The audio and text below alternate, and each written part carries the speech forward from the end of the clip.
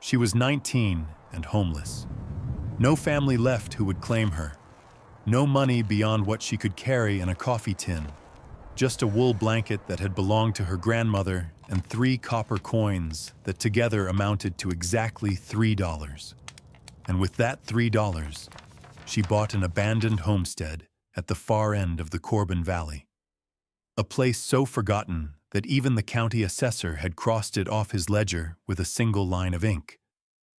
But what nobody knew, not the clerk who sold it, not the ranchers who rode past it without looking, not even the woman who would pry up the rotted planks with her own hands, was that beneath those floorboards lay something that would change her life and the life of every person in that valley forever.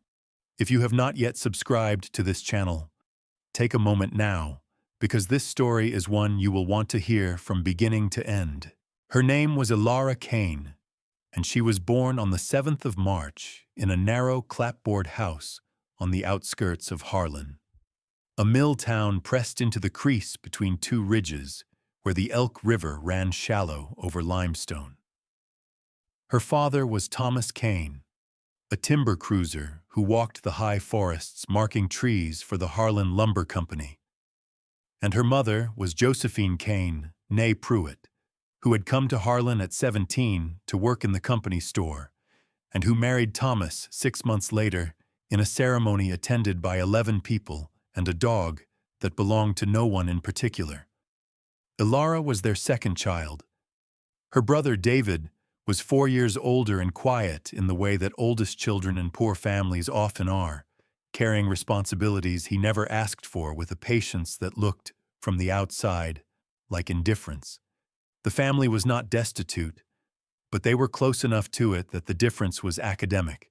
Thomas earned 40 cents a day plus board when he was in the field, and Josephine took in mending and kept a kitchen garden that fed them through the summers and, when the canning went well, into the early months of winter. They owned the house but not the land beneath it, which was leased from the lumber company at a rate that rose a little every year. The way water rises in a cellar, slowly enough that you do not notice until your boots are wet. Elara's childhood was shaped by 2 things: work and her grandmother, Bet Pruitt, who lived alone in a cabin 4 miles up the Ridge Road, and who was, by any honest accounting, the most capable person Elara ever knew. Bet had been widowed at 31 when her husband, a man named Orrin Pruitt, was killed by a falling spruce during a windstorm in the winter of 1847. She had raised Josephine and Josephine's 2 brothers alone on that ridge, growing potatoes and turnips in soil so rocky. She once told Elara that she could have planted a stone and harvested a boulder. Bet was small and lean, and her hands were the hands of someone who had never stopped working. The knuckles swollen, the fingers curved slightly inward even at rest, the skin across her palms as thick and smooth as saddle leather. She wore her white hair in a single braid that hung to the middle of her back, and she had a way of looking at you when you spoke that made you feel that every word you said was being weighed and measured and stored somewhere permanent. It was Bet who taught Elara to use tools, not in the way that children are sometimes taught, handed a hammer and told to tap gently at a nail already started, but properly, with seriousness and expectation. By the time Elara was 10, she could sharpen a draw knife on an oilstone, true the edge of a plane blade, and split a shingle from a cedar bolt with a froe and mallet. By 12, she could hang a door so that it swung true and latched clean, and she could read the grain of a board well enough to know which face to put up and which to put down, and where the wood would want to cup if you let it dry unevenly. Bette taught her these things not with lectures, but with demonstration and correction, standing beside her at the workbench in the little shed behind the cabin, guiding Elara's hands with her own when the angle was wrong, saying only, "Feel that? That is the wood telling you where it wants to go." Bet believed that every material had a nature, and that the job of the person working it was to understand that nature and cooperate with it rather than fight it, and she extended this philosophy to people as well, though she was less patient with people than she was with wood. When Alara was 14, her father was injured in the forest. A dead limb, what the timbermen called a widowmaker, fell from a hemlock and struck him across the shoulders, and though it did not kill him, it broke something in his back that never healed correctly. He came home on a stretcher made from 2 poles and a canvas sheet, and he never walked into the forest again. The lumber company gave him nothing. No payment, no pension, no acknowledgement beyond a notation in the foreman's ledger that read, T. Kane, retired from service. Thomas spent the next 2 years in a chair by the window, growing thinner and quieter, and Josephine worked longer hours at the mending and took on laundry as well. And David, who was 18 by then, went to work at the mill itself, feeding logs into the saw carriage for 35 cents a day. Alara divided her time between the house, where she cooked and cleaned and tended her father, and Bet's cabin, where she continued to learn. It was during this period that Bet gave her the object she would carry for the rest of her life. A small folding knife with a bone handle and a blade that had been reground so many times, it was narrow as a willow leaf. It had belonged to Orrin Pruitt. Bet placed it in Alara's palm one afternoon without ceremony and said, "He would have liked you. You pay attention the way he did." Alara closed her fingers around it and felt the warmth of the bone and the weight of the brass bolsters, and she understood that she was being given something that could not be replaced. Thomas Kane died in the autumn of that year, on a Tuesday, with the windows open and the smell of wood smoke coming in from somewhere down the road. He was 43 years old. Josephine sold the house, or rather, surrendered it back to the lumber company in exchange for the cancellation of 2 years of back rent, and moved with David into a boarding house in town.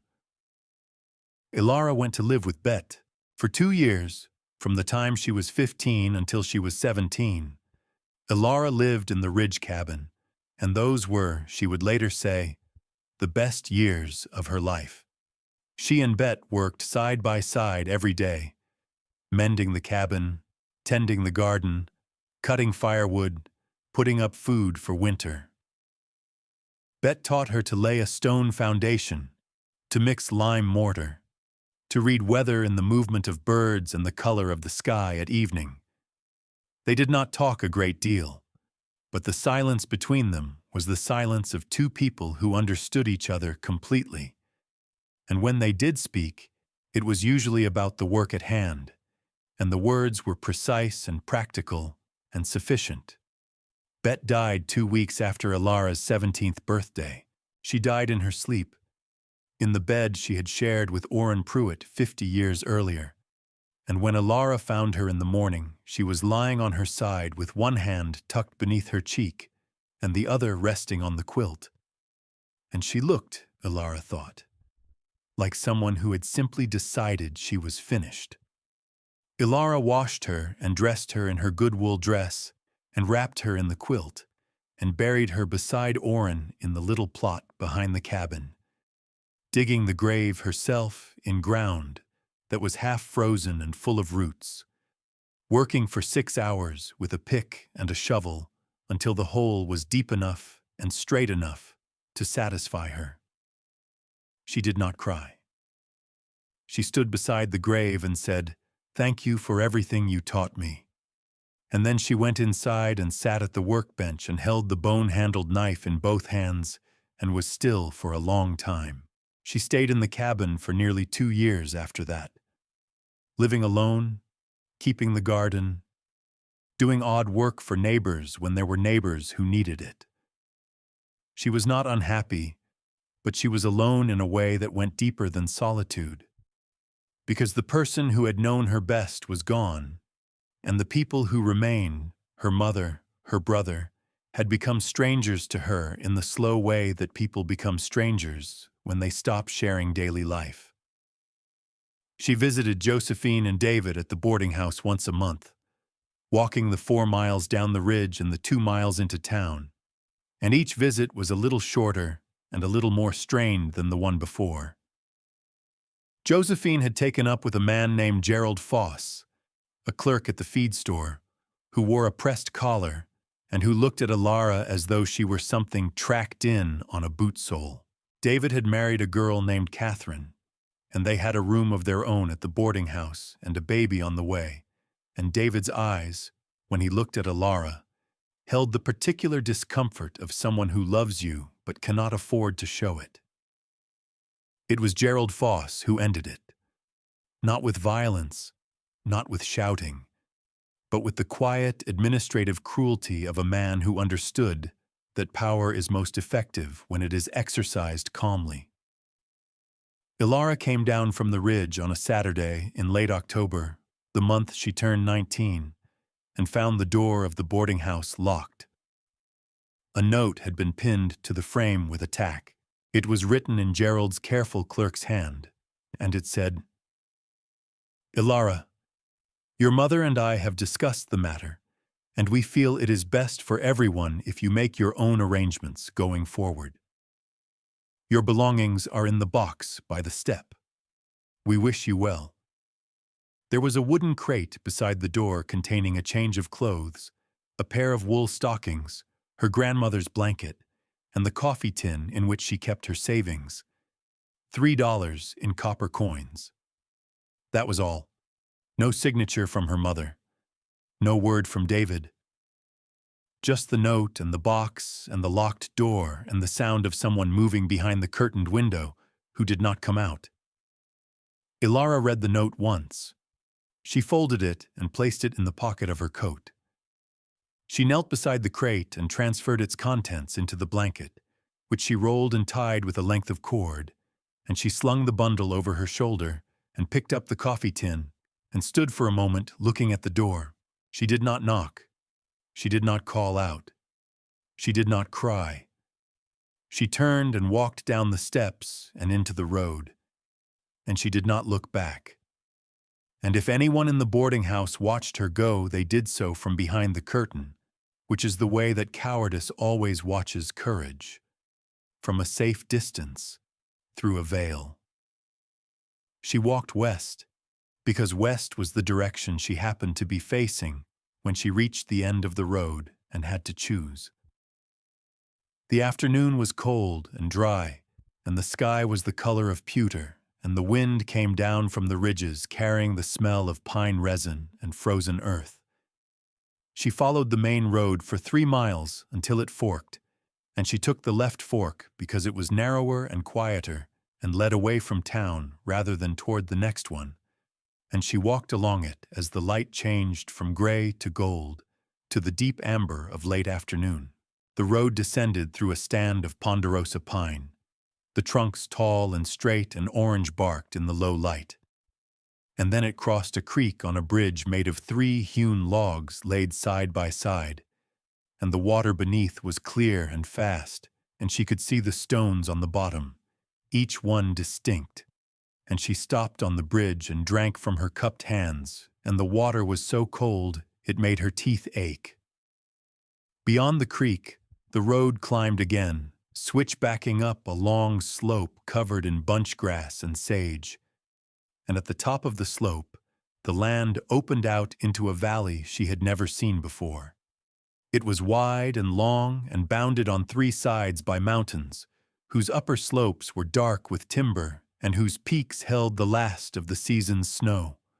A river ran through the center of the valley, not large but steady, catching the late light in a way that made it look like a ribbon of hammered tin laid across the brown and gold of the grass. There were ranches scattered along the valley floor. She could see the dark shapes of barns and the thin lines of fences and the occasional smudge of chimney smoke. But they were widely spaced, separated by miles of open land, and the overall impression was one of enormous quiet. She stood at the top of the slope and looked out at it and felt something shift in her chest. Not hope exactly, but the space where hope could be if she let it. She descended into the valley as the sun set behind the western ridge, and the shadows of the mountains stretched across the grass like dark water filling a basin. And by the time she reached the valley floor, the air had turned cold enough that she could see her breath. She walked along the river road for another mile and came to a small settlement. 4 buildings clustered at a crossroads, none of them large. There was a general store with a porch and a hitching rail, a blacksmith shop with its forge cold and dark, a building that might have been a church or a schoolhouse, and a low stone structure with a sign that read, Corbin Valley Land Office, J.R. Hadley, Assessor. The store was closed, but there was lamplight in the window of the land office, and Alara walked toward it because light, in that moment, meant the possibility of warmth and information, and perhaps a direction to go next. She pushed open the door and stepped into a room that was small and close and heated by a cast-iron stove in the corner. Behind a desk made of rough-sawn pine sat a man of perhaps 60, with white hair cut short and spectacles that sat low on his nose, and a ledger book open before him that was so large it covered most of the desk. He looked up when she entered and studied her for a moment. The bundle on her shoulder, the coffee tin in her hand, the mud on her boots, the steadiness of her gaze. And he said, "You look like you have walked a long way." "I have," she said. His name was James Hadley, and he had been the county assessor for the Corbin Valley for 22 years, and he knew every parcel of land in the valley the way a shepherd knows every sheep in his flock, by name and location and history and temperament. He offered her a chair and a cup of coffee from the pot on the stove, and he listened while she explained, in as few words as possible, that she was looking for land. She did not tell him why she was alone or where she had come from or what had happened at the boarding house door. She simply said she had $3 and she wanted to know if $3 could buy anything in the Corbin Valley. Hadley removed his spectacles and cleaned them on his sleeve and replaced them and looked at her again with an expression that was not pity but something closer to recognition, as though he had seen someone like her before and remembered how that story had gone. He turned the pages of his ledger slowly, running his finger down columns of figures. And after a long moment, he stopped and tapped a line of ink and said, "There is one property, the Holm place, 40 acres at the head of the East Fork, with a cabin and a root cellar and a well. It has been abandoned for 11 years. The county has been carrying the taxes, and nobody has ever come to claim it. The total owed is $2.80. He looked at her over his spectacles. $3 would cover it with 20 cents to spare. Alara set the coffee tin on the desk and opened it and counted out the coins. 30 copper pieces, each one worn smooth. And she pushed them across the pine surface toward James Hadley, and he counted them again and wrote a receipt in his ledger and tore it out and handed it to her. And just like that, for the price of $3, Alara Kane became the owner of 40 acres of land she had never seen, a cabin she had never entered, and whatever lay within it and beneath it and around it, known and unknown, visible and hidden. She reached the Holm place the following morning, having slept that night in the land office on a blanket Hadley spread beside the stove. He had drawn her a map on the back of a tax notice. Follow the river road east for 4 miles. Take the right fork where the cottonwoods grow in a line. Follow the creek upstream for another 2 miles until you see the cabin on the north bank. And the map was precise, and she found the place without difficulty, arriving just as the morning sun cleared the eastern ridge and poured down into the narrow valley of the East Fork like something liquid and golden being tipped from a bowl. The cabin stood in a clearing on a slight rise above the creek, and the first thing Alara noticed was the roof. It was cedar shake, or had been, but time and weather had worked on it until the shakes were curled and split and gray as old bone, and in several places they had fallen away entirely, leaving gaps through which she could see the dark interior. The cabin itself was built of hewn logs, each one roughly 10 inches square, notched at the corners in a saddle joint that had been cut with care. She could see that even from a distance. The chinking between the logs was mostly gone, fallen out in long crumbling strips, and the gaps let in light and wind and rain. But the logs themselves were sound. They were lodgepole pine, straight-grained and dense, and whatever the years had done to the roof and the chinking, the bones of the structure were good. The cabin was perhaps 16 feet by 20, a single room with a door on the south side and 2 windows, one east and one west, both of which had lost their glass. A stone chimney rose from the north wall, built of river rock laid in courses, and it was intact except for the very top, where 2 or 3 stones had fallen and lay in the grass below like teeth knocked from a jaw. She walked around the cabin slowly, looking at everything. The door hung on leather hinges that had dried and cracked, but still held, and when she pushed it open, it swung inward with a sound like a long exhalation. Inside, the cabin was dim and cold, and smelled of earth and old wood and something faintly sweet that might have been dried wildflowers, or might have been the particular scent of a place that has been closed up and left to its own slow processes for more than a decade. The floor was made of wide pine planks, hand-planed, laid across joists that rested on a foundation of stacked stone. Some of the planks had warped and lifted, and in one corner near the fireplace a section of floor had buckled upward as though something beneath it were pressing from below. There was a table against the west wall, still standing, made of the same pine as the floor, and a single chair beside it that had lost one leg and leaned against the wall at an angle.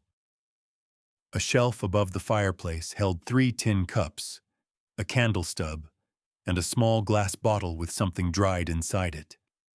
Wildflowers, she thought, or herbs. The fireplace itself was deep and wide, the firebox blackened with years of use, and the hearthstone was a single slab of gray granite, smooth and flat, that extended 2 feet into the room. She set her bundle on the table and stood in the center of the room and turned slowly, looking at everything with the eyes Bet had trained her to use. Eyes that saw not what a thing was, but what it could become. The roof needed replacing entirely. The chinking needed to be redone from foundation to eaves. The windows needed glass or oiled paper, or at least shutters that could be closed against the weather. The floor needed to be pulled up and relaid where it had warped. The chimney needed its missing stones replaced. The door needed new hinges. But the walls were sound, and the foundation was solid, and the fireplace drew well. She could tell by the pattern of soot on the stones. And the location was good, sheltered from the north wind by the rise of the hill, with water close and timber closer, and a southern exposure that would catch the winter sun. It was, she thought, a good place. It was a place that had been loved once and then left, and it was waiting, with the patience that only empty buildings have, for someone to love it again. She began with the floor. It was the practical choice. You cannot repair a roof if the surface you stand on shifts beneath your feet. And it was also the choice her grandmother would have made, because Bet Pruitt believed that everything in a house starts with what is underfoot, that the foundation and the floor are the truth of a structure, and everything above them is just conversation. Ilara knelt beside the buckled section near the fireplace and ran her fingers along the seam where 2 planks had lifted and separated, and she could feel the draft coming up from below, cold and damp and carrying the mineral smell of earth that has not seen sunlight in years. She took the bone-handled knife from her pocket and opened it and slid the blade into the seam and worked it back and forth, gently, the way Bet had taught her to work a joint apart without splitting the wood. And the first plank came up with a groan and a release of dust that hung in the morning light like something alive. Beneath the plank was darkness, and beneath the darkness was the packed earth of the crawl space, and she could see the stone piers on which the joists rested, each one stacked carefully, flat river rocks chosen for their uniformity and laid without mortar, but with a precision that spoke of someone who understood weight and balance. She pulled up the second plank, and then the third, working her way along the buckled section, and it was when she lifted the fourth plank, the one closest to the hearthstone, that she saw it. Not immediately. At first it was just a shape in the shadows, something that did not belong to the geometry of stone and earth and wood. She leaned closer, and her eyes adjusted, and she saw that someone had dug a shallow cavity in the earth between two of the stone piers. A rectangular hole, perhaps 18 inches long and 12 inches wide and 8 inches deep. And into this cavity they had placed a tin box. The box was the kind that had once held tea or biscuits, rectangular with a fitted lid, and it was dark with tarnish but intact. She reached down and lifted it out, and it was heavier than she expected, and when she set it on the floor beside her and brushed the dirt from its surface, she could see that the lid had been sealed with a strip of waxed cloth pressed into the seam, and whoever had done this had done it with the intention that the contents would survive. She peeled the waxed cloth away carefully, working the edge with her knife, and she lifted the lid and looked inside. There were 3 things in the box. The first was money, coins, mostly silver, some gold, stacked in neat columns and wrapped in scraps of cloth to keep them from shifting. She did not count them then, but she would later, and the total would come to $147, a sum so large that when she finally understood it, she would sit very still for a long time with her hands in her lap. The second thing was a small object wrapped in a piece of soft leather. She set it aside for the moment. The third thing, resting on top of the coins, was a letter. It was written on a single sheet of paper that had been folded twice and sealed with a drop of candle wax. And the paper was yellowed but dry, and the ink was brown but legible. And Alara unfolded it and held it in the light from the open door and read it. The letter said this: "My name is Annika Holm. I am 53 years old, and I have lived in this cabin for 21 years, since my husband Eric and I built it together in the spring of 1841. Eric died in the winter of 1849 from a fever that took him in 3 days, and I have lived here alone since then. I am writing this letter because I am leaving. My body is tired, and my eyes are failing, and I cannot keep the place any longer. And I am going to my sister in Salem, and I do not expect I will return. I am leaving this money because I earned it honestly, by my own labor, selling butter and eggs and garden seed to the people of this valley for 21 years, and because I have no children to leave it to, and no one who needs it more than whoever comes next. If you are reading this, then you have come to this place, and you have lifted these boards, and you have found what I left for you. I do not know who you are. I do not know if you are young or old, man or woman, rich or poor. But I know this: you are here, and this place needs someone, and maybe you need it too. Take the money and use it well. Fix the roof. It was already leaking when I left. Replace the chinking on the north wall first, because that is where the wind comes hardest. The well is good. The soil along the creek is the best soil in the valley for growing things. I have left you one other thing, which belonged to Eric. He carved it during our first winter here, when the snow was deep and the nights were long, and he wanted to make something beautiful for no reason other than that beauty is worth making. I hope you will keep it. I hope you will be happy here. I hope this place will be as good to you as it was to me. Annika Holm, October 1862. Ilara read the letter twice. Then she set it down on the floor beside her and unwrapped the soft leather bundle. And inside was a small carved wooden bird, a meadowlark, no larger than her thumb, rendered with extraordinary delicacy. The feathers suggested by fine lines cut with a knife point, the beak slightly open as though it were about to sing, the eyes 2 tiny dots of darker wood inlaid into the pale body.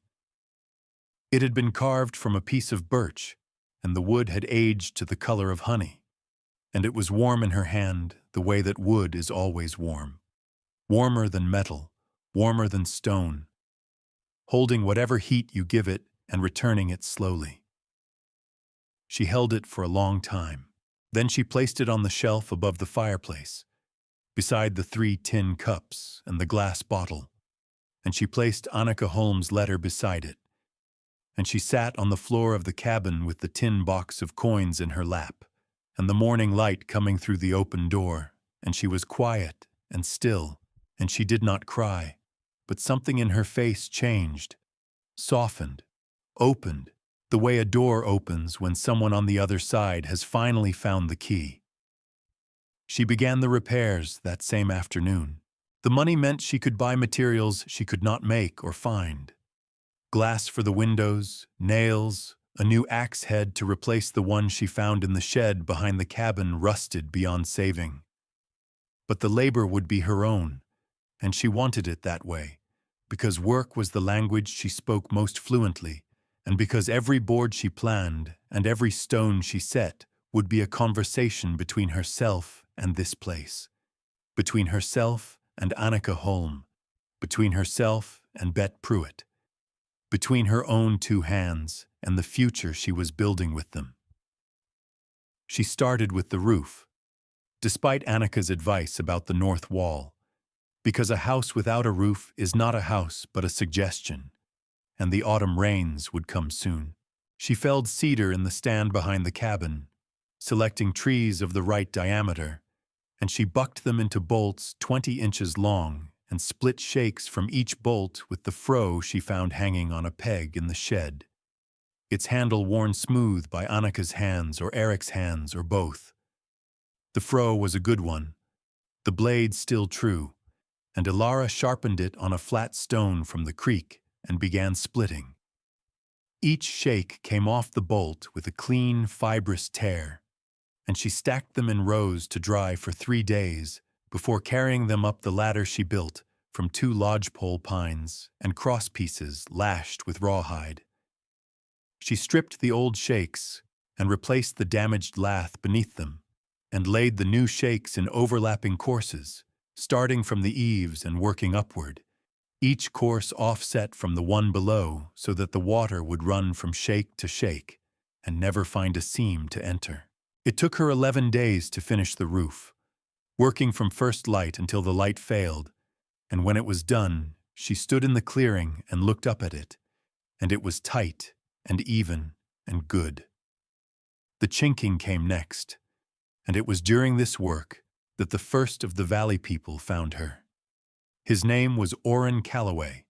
The coincidence of the first name was not lost on her, and he was 61 years old, and he ranched 320 acres 4 miles down the creek, running cattle and a small band of sheep. And he had ridden up the East Fork to check on a section of fence, and had seen the smoke from her chimney, and come to investigate because no smoke had risen from the Holm place in over a decade. He sat on his horse and watched her for a full minute as she mixed lime and sand and clay in a wooden trough. And then he dismounted and tied his horse to the fence post and walked over and looked at her mortar and said, "You need more eat." "I know," she said. "I am stretching what I have." He rode away without another word, and returned 2 hours later with a 50-pound sack of lime across his saddle, and set it on the ground beside her trough, and said, "That should help," and rode away again. He did not ask her name. He did not ask how she had come to be there. He looked at her work and saw that it was competent, and that was enough. 3 days later, a woman named Ida Bergstrom appeared. She was 44, the wife of a wheat farmer named Carl Bergstrom, whose land lay at the wide part of the valley, and she came on foot carrying a basket covered with a cloth. Inside the basket were a loaf of bread, a jar of blackberry preserves, a wedge of hard cheese, and 6 eggs wrapped individually in scraps of wool. She set the basket on the porch and said, "I am Ida. Oren told us someone was fixing the home place. I brought you some things." Ilara thanked her, and Ida looked at the new roof and the fresh chinking on the north wall and said, "Annika would be glad." And then she walked back down the creek road, and Ilara stood on the porch holding the basket and understood that she had been seen. That word was traveling through the valley in the quiet way that word travels in places where people are spread far apart, but connected by the invisible threads of shared landscape and shared weather and shared knowledge of what it means to live at the edge of things. They came one by one over the following weeks, each bringing something specific, each staying only long enough to deliver what they had brought, and to observe her work, and to say a few words that were practical rather than sentimental. A man named Dawson Greaves, 37, who operated the blacksmith shop at the crossroads, rode up with a box of hand-forged nails and a new set of leather hinges for the door, and he helped her hang the door and showed her a trick for setting a hinge pin so that it would not work loose, and he told her that he had shod Eric Holmes' horses 30 years ago when he was a boy apprenticed to his father. A woman named Ruth Okafor, 29, who taught at the schoolhouse and kept bees on a 1/4 acre behind it, brought 2 panes of glass wrapped in burlap and a pot of honey and a copy of a seed catalog that was 2 years out of date but still useful. A boy named Samuel Lund, 14, whose family ranched on the west side of the valley, appeared one morning with a handcart containing a cast-iron cookpot, a skillet, and a set of tin plates, and he said his mother had sent them, and that his mother said to tell her the well water was sweet if she let it sit overnight before drinking. Ilara accepted everything with the same quiet gravity with which it was offered. She did not make speeches of gratitude. She said thank you, and she meant it, and the people who brought things understood that she meant it because they could see it in the way she handled what they gave her. Carefully, with respect, the way you handle something that matters. And she worked. She worked every day from the hour the light was strong enough to see by until the hour it was not. And the cabin changed around her the way a living thing changes when it is cared for, slowly and then all at once. The gaps closing, the surfaces smoothing, the structure tightening until it was no longer an abandoned shell but a shelter. Not yet a home, but something very close to it. Something that was waiting for the last thing that would make it one.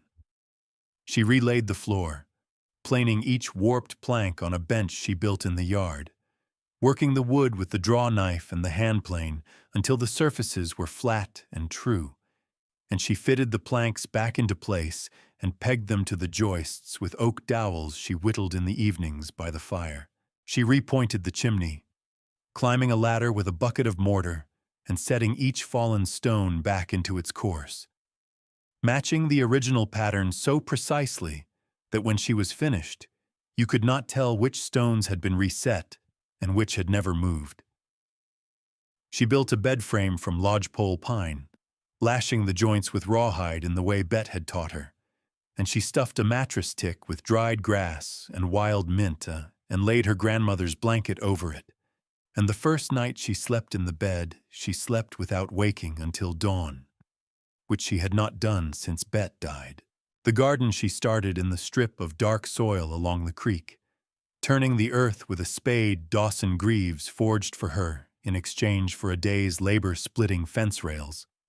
And she planted the seeds Ruth Okafor helped her order from the catalog.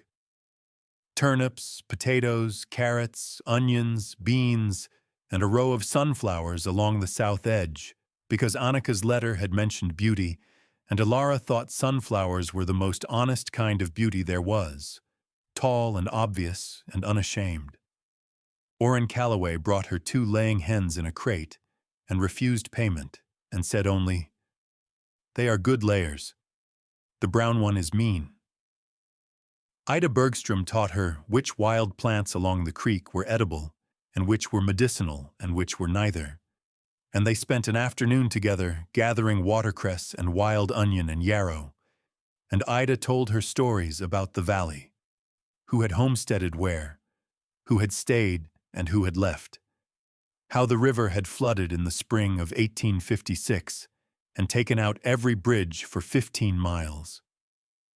Ilara listened to all of it and stored it the way Bet had stored things, carefully, in a place where it would not be lost. By the first snowfall, the cabin was whole. The roof was tight, the walls were chinked, the windows held glass. The door swung true on its new hinges. The chimney drew clean. The floor was smooth and level and solid underfoot. The garden was put to bed for winter.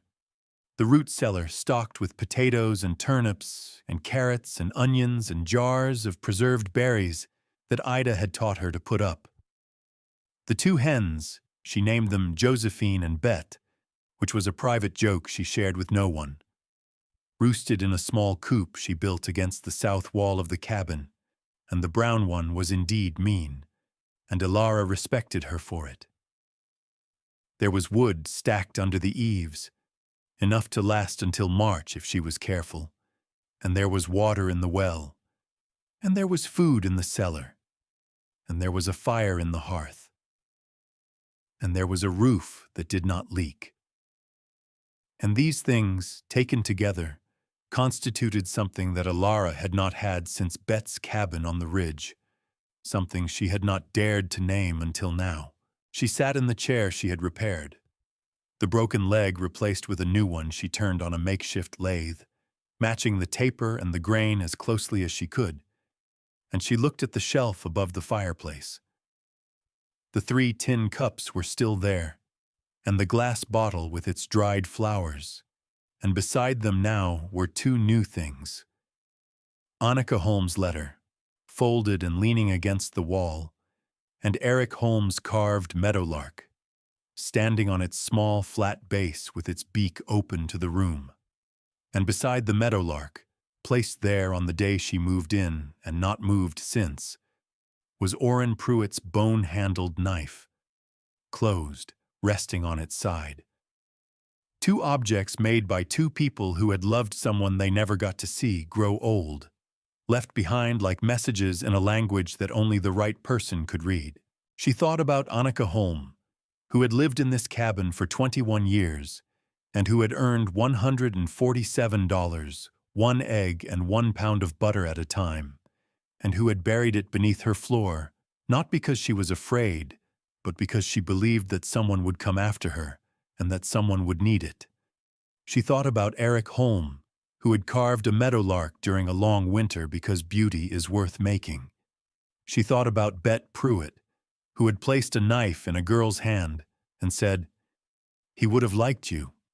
She thought about Orrin Pruitt, who had died under a falling tree and whose knife had outlived him by decades and was still sharp and still warm in the hand. She thought about the people of the Corbin Valley, who had come to her one by one with nails and lime and bread and glass and hens and seeds and stories, not because she had asked, but because that is what people do when they recognize someone who is trying to make something out of nothing, someone who is doing the work. She did not think about Gerald Foss. She did not think about the note on the door. She did not think about the locked boarding house or the curtain that did not move. These things had happened, and they were true, and she carried them the way she carried everything, quietly, without complaint, in a place where they could not be lost, but also could not do further harm. The fire cracked and settled in the hearth.